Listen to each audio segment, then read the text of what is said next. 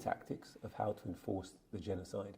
And they have fallen back increasingly on their old and original tactic, which is of trying to hide behind the concept that those who stand against Israel are anti-Semite. And that's an old trick.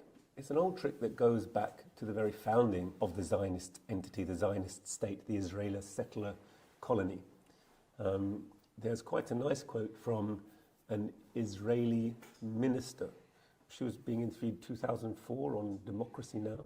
She was an ex-Israeli minister who had some then misgivings and became a humanitarian campaigner. But she said, she was asked specifically about the accusation of anti-Semitism, and she said, well, this is an old trick. We always use it.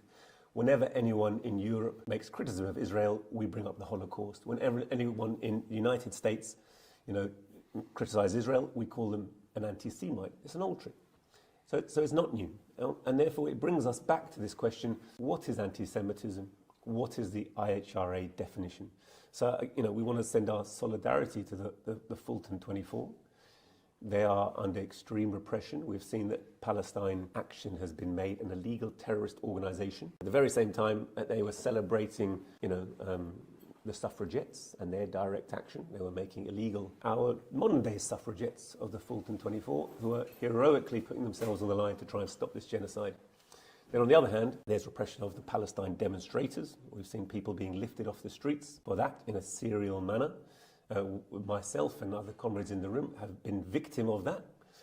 And then there's the question of, can we extend that repression into people's workplaces, policing their social media?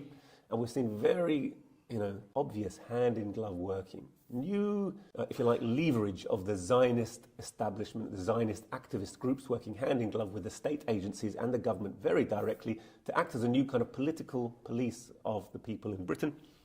And so that worked in terms of they had spotters from the Zionist groups on marches who singled us out and other people out and directly messaged the police.